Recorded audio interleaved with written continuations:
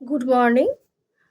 আজকে একাদশ শ্রেণীর আমি যে ছুটি আছে সেকেন্ড সেমিস্টারে, সেই ছুটি রবীন্দ্রনাথ ঠাকুরের গল্পগুচ্ছের অন্তর্গত ছুটি ছোট গল্প আলোচনা করব।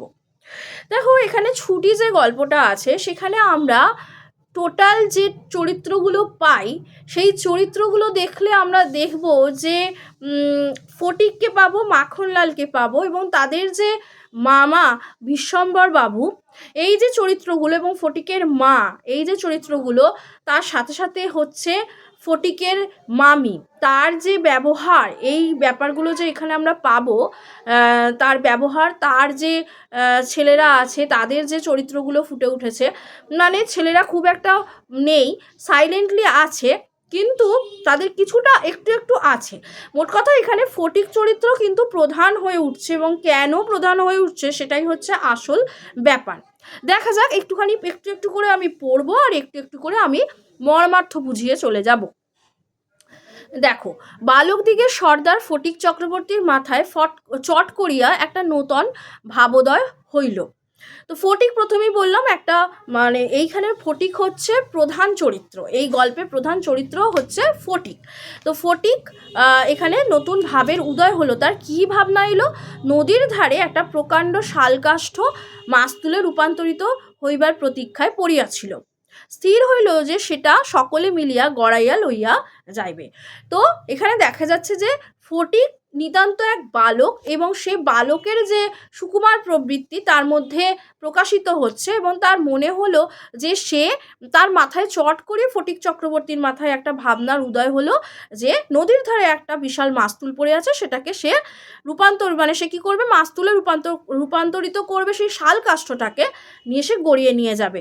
যে ব্যক্তির কাঠ আবশ্যককালে তাহার যে কতখানি বিস্ময়, বিরক্তি এবং অসুবিধা বোধ হইবে, তাহাই উপলব্ধি করিয়া বালকেরা এই প্রস্তাবে সম্পূর্ণ অনুমোদন করিল। বলছে যে ব্যক্তির কাঠ ছিল আবশ্যককালে, মানে যখন দরকার ছিল সেই সময় কতখানি বিস্ময়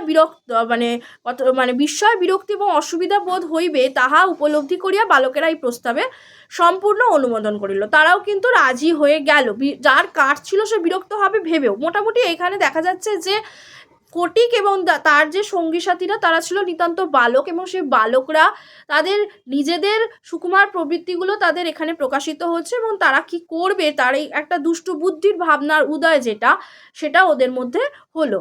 তো কোমর বাঁধিয়া সকলে যখন মনোযোগের সহিত কার্যে প্রবৃত্ত হইবার উপক্রম করিতেছে, এমন সময় ফটিকের কনিষ্ঠ মাখনলাল গম্ভীরভাবে সেই গুড়ির উপরে গিয়া বসিল।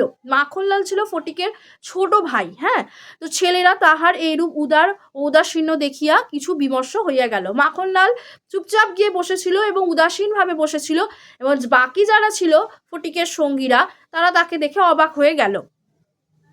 একজন আসিয়া ভয়ে ভয়ে তাহাকে একটু আধটু ঠেলিল, কিন্তু সে তাহাতে কিছুমাত্র বিচলিত হইল না। এই অকাল তত্ত্বজ্ঞানী মানব সকল প্রকার ক্রীড়ার অসারতা সম্বন্ধে নীরবে চিন্তা করিতে লাগিল। তো সে, মানে এইখানে যে কথাটা বলেছেন রবীন্দ্রনাথ, এক সূক্ষ্ম মনস্তত্ত্ব এখানে আছে, একটা ছোট বালকের মনস্তত্ত্ব এখানে ফুটে উঠেছে। সে যেন এক বিজ্ঞ হয়ে উঠেছে, এমনই সে ভাবনার মধ্যে, সে উদাসীনতার মধ্যে আছে, যেন মনে হচ্ছে যে ও গভীর তত্ত্বজ্ঞানী এক মানুষ সকল প্রকার ক্রীড়ার অসারতা সম্বন্ধে নীরবে চিন্তা করিতে লাগিল। এখানে ক্রীড়া বলতে কিন্তু শুধুমাত্র খেলাধুলা যে তাদের মধ্যে তা নয়, জীবনের নানা ধরনের যে মানে ক্ষেত্রগুলোতে মানুষের জীবনের যে যারা জীবনের মহাতত্ত্বগুলোর মধ্যে যে ক্রিয়া জড়িত আছে জীবন সম্পর্কিত, সেই মহাতত্ত্বজ্ঞানী যেন মানুষ হয়ে উঠছে, এমনইভাবে বসে আছে যেন সেই একজন দূরদৃষ্টি সম্পন্ন ব্যক্তির মতো সে যেন ভাবছে। তো যাই হোক, ফটিক আসিয়া আস্ফালন করিয়া কহিল, দেখ মার খাবি, এই বেলা ওঠ। বলছে তুই ওঠ এখান থেকে। সে তাহাতে আরও একটু নড়িয়া চড়িয়া আসনটি বেশ স্থায়ী রূপে দখল করিয়া লইল। কিছুক্ষণ সে ওই জায়গাটাতে বসল। এইরূপ স্থলে সাধারণের নিকট রাজ সম্মান রক্ষা করিতে হইলে অবাধ্য ভ্রাতার গণ্যদেশ অনতি বিলম্বে এক চর কষাইয়া দেওয়া ফটিকের কর্তব্য ছিল। সাহস হইল না। তো গণ্ডদেশ অর্থাৎ ওর গালে থাপ্পড় মারার কথা এখানে বলা হচ্ছে, এক চড় মারার কথা, কিন্তু ফটিকের সাহস হলো না, কিন্তু এমন একটা ভাব ধারণ করিল যেন ইচ্ছা করিলেই এখনই উহাকে রীতিমতো শাসন করিয়া দিতে পারে, কিন্তু করিল না, কারণ পূর্বাপেক্ষা আর একটা ভালো খেলা মাথায় উদয় হইয়াছে। মানে এই যে বালকের যে একটা, এই ছুটি গল্পে রবীন্দ্রনাথ ঠাকুর বালকদের সুকুমার প্রবৃত্তির প্রকাশ ঘটিয়েছেন, বালকদের মনের যে ভাব সেগুলো প্রকাশ ঘটিয়েছেন, যার কেন্দ্রীয় প্রধান চরিত্র হয়ে উঠেছে ফটিক। তো ফটিকের মনে দেখা যাচ্ছে তার ভাইকে সে কিন্তু আর কিছু করলো না, কারণ তার মনে অন্য আর এক চিন্তা বাসা বেঁধেছে। যাই হোক, সে যেগুলো তার দুষ্টু বুদ্ধি রীতিমতো মানে উদয় হইয়াছে, তাহাতে আর একটু বেশি মজা আছে। মানে ওই মাখনকে ঠেলে সরানোর থেকে অন্য আর একটা যে ভাবনা এসেছে তাতে তার বেশি মজা আছে। নিতান্ত বালকেরা কি করে, সেই দিকেই ধাবিত হয়। প্রস্তাব করিল মাখনকে শুদ্ধ ওই কাঠ গড়াইতে আরম্ভ করা যাক। তা প্রস্তাব এলো যে মাখনকে নিয়ে ওই কাঠটাকে গড়াতে হবে, মানে এমনই ব্যাপার হলো।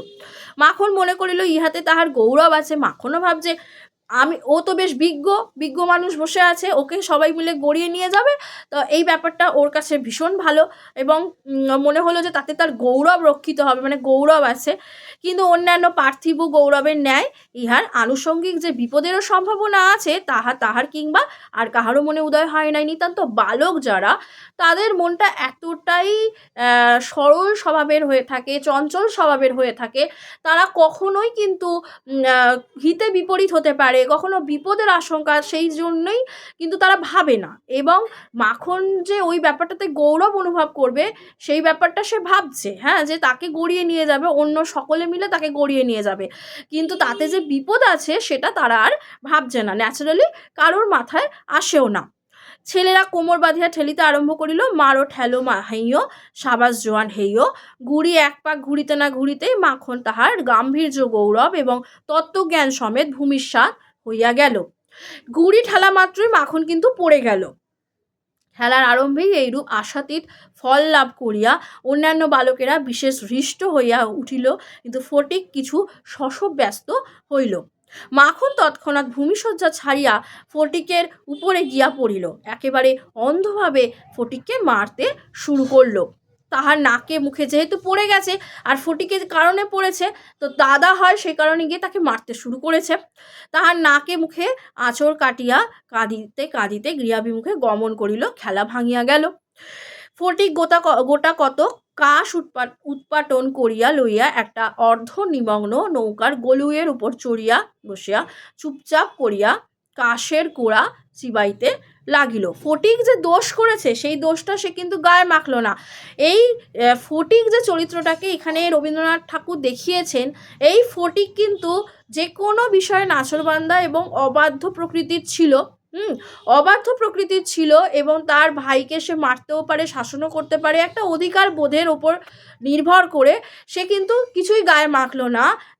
সে জানে তার মা হয়তো তার উপর রেগে যাবে, কারণ মাখনকে সে মেরেছে, এবং মাখনকে মারেনি, মানে মাখন তাকে মেরেছে, কারণ তার গুড়িতে করে তাকে ঠেলে ফেলে দেওয়া হয়েছে, সেই মাখন পড়ে গেছে, সে ভুল করেছে, এটা মাখন গিয়ে তার মাকে বলবে ফটিক সেটাও জানে, এবং ফটিকের উপর রেগে যাবে সে, তার মা সেটাও জানে, কিন্তু সে কোনো ভ্রুক্ষেপ না করে গিয়ে কাশের গোড়া চেবাতে শুরু করে দিয়েছে, গোড়া চিবাইতে লাগিল।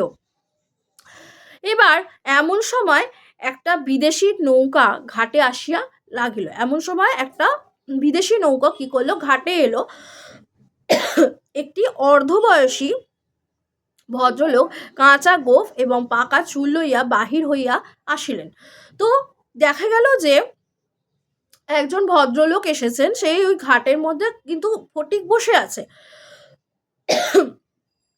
বালককে জিজ্ঞাসা করলেন যে চক্রবর্তীদের বাড়ি কোথায়। তখনও কিন্তু ফটিক চিবোচ্ছে ওই কাশের গোড়া, এবং বালককে যখন জিজ্ঞেস করা হচ্ছে চক্রবর্তীদের বাড়ি কোথায়, তো গ্রামে চক্রবর্তী বলতে ফটিক চক্রবর্তী, আগেই বলা হচ্ছে ফটিক চক্রবর্তীর নাম, চক্রবর্তী বলতে ওদেরই বাড়ি।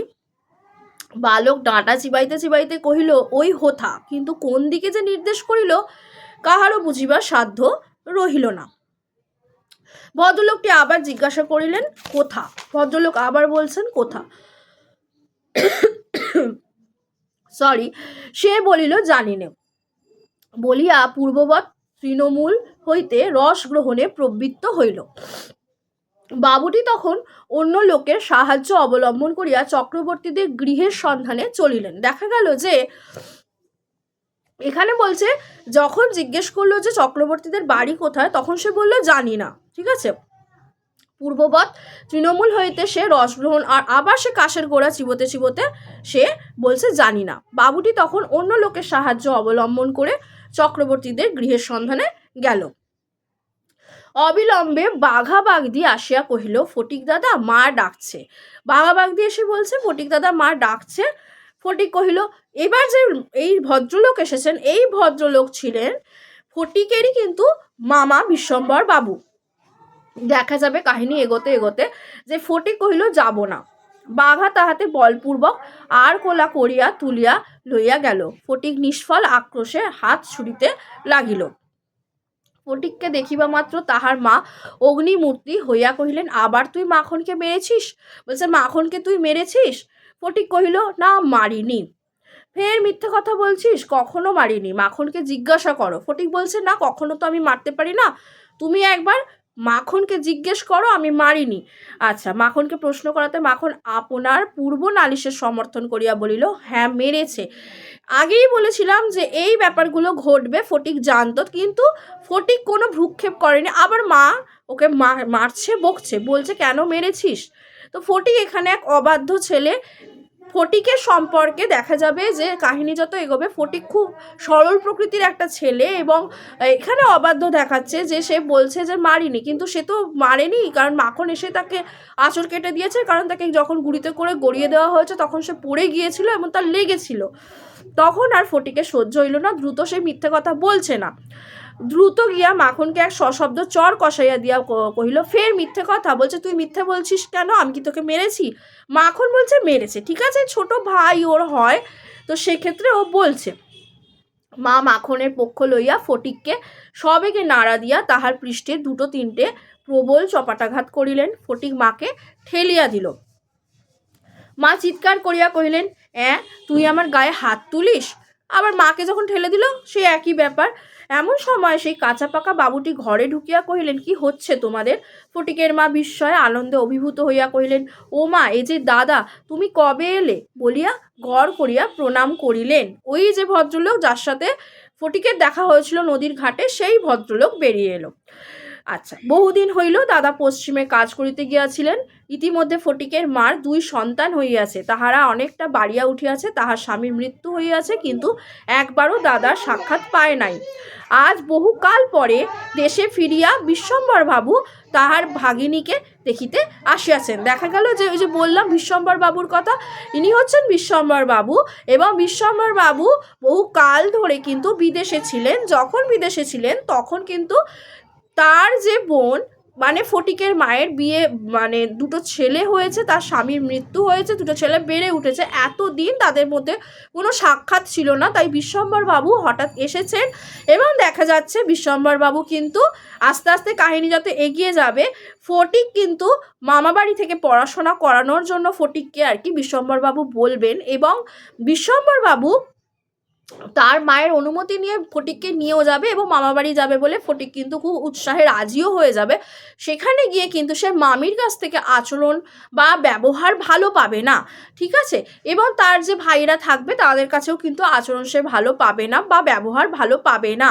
তাদের আচরণ তার মানে সে যা বলবে তার মামি সে করে দেবে। বই ছিঁড়ে ফেলার জন্য মামি তাকে বকুনি দেবে, বই হারিয়ে ফেলার জন্য নানা রকমের মানসিকভাবে সে আঘাতপ্রাপ্ত হবে, এবং সরল সাদাসিধে গ্রামের ফটিক চক্রবর্তী তার মামার বাড়িতে পড়াশোনা করতে গিয়ে অসুস্থ হয়ে পড়বে। শেষ পর্যন্ত দেখা যাবে, আর যত কাহিনী এগোবে আমি পরে আবার পড়াতে পরের ক্লাসে আলোচনা করে দেব, যে যত কাহিনী এগোবে দেখা যাবে ফটিক চরিত্রটা আরও ভালো করে আলোচনা করে দেব, যে ফটিক চরিত্রটা আসতে পারে, ঠিক আছে, ফটিকের চরিত্র আসতে পারে। শেষে কিন্তু বিশ্বম্বর বাবু তাকে নিয়ে আসবে, ও কিন্তু গ্রামে ফিরে যেতে চাইবে তার মায়ের কাছে। মা আসবে, ভীষণ ওর জ্বর হবে, হবে, সে অসুস্থ হয়ে যাবে, মা তাকে ডাকবে ফটিক বলে, সে কিন্তু আর কোনো সাড়া দেবে না। যাই হোক, এইখানে যেমন রবীন্দ্রনাথ বলে গেছেন যে ছোট গল্পের ক্ষেত্রে শেষ হয়েও হইল না শেষ, সেক্ষেত্রেও কিন্তু এই শেষ না হয়ে এখানে একটা প্রশ্ন চিহ্ন থেকে যায় যে ফটিকের শেষ পর্যন্ত কি হলো, কিন্তু বোঝা যাচ্ছে যে ফটিকের কি হলো। এবং ফটিক চক্রবর্তী আস্তে আস্তে দেখা যাবে ফটিকের চরিত্র দেখতে গেলে, ফটিক প্রথম থেকে বলতে গেলে ফটিক কেমন ছেলে ছিল, ফটিক মিথ্যে কথা বলতো না, ফটিক সরল সাদাসিধে একজন গ্রামের খুব চঞ্চল স্বভাবের ছেলে ছিল, সে তার ভাই আর মাকে নিয়ে থাকতো থেকে শুরু করে সম্পূর্ণ কাহিনীর শেষ পর্যন্ত দেখলে ফটিক চরিত্র এক নিতান্ত বালকের শিশুসুলভ আচরণগুলো এবং তাদের সুকুমার প্রবৃত্তিগুলো, তার মনের ভাবনাগুলোকে রবীন্দ্রনাথ খুব সূক্ষ্মভাবে তার গল্পের মধ্যে ফুটিয়ে তুলেছেন দেখা যাবে, এবং যা হৃদয়কে ছুঁয়ে যায়। তো আজকে আমি আলোচনা এই পর্যন্ত করলাম, কেননা গল্পটা তো অনেকটা বড়, তো মাঝে অনেক কিছু আছে, সেইটা আমি পরের ক্লাসে আলোচনা করে দেব, এবং কি কি প্রশ্ন আসতে পারে সেগুলো আলোচনা করব। আজকে এইটুকুই, আজকের ক্লাস এই পর্যন্তই। পরের ক্লাসে থাকবে পরের অংশটুকুর আলোচনা। যারা যারা ছুটি গল্পের আলোচনা তোমরা পড়ছো, ভিডিও দেখছো, তারা ভালো লাগলে অবশ্যই কিন্তু লাইক করার পর বন্ধুদের সাথে শেয়ার করে দিও। তাদের ভালো লাগবে যখন, তারা যেন সাবস্ক্রাইব করে রাখে চ্যানেলটা। আজকে এই পর্যন্তই। Thank you so much.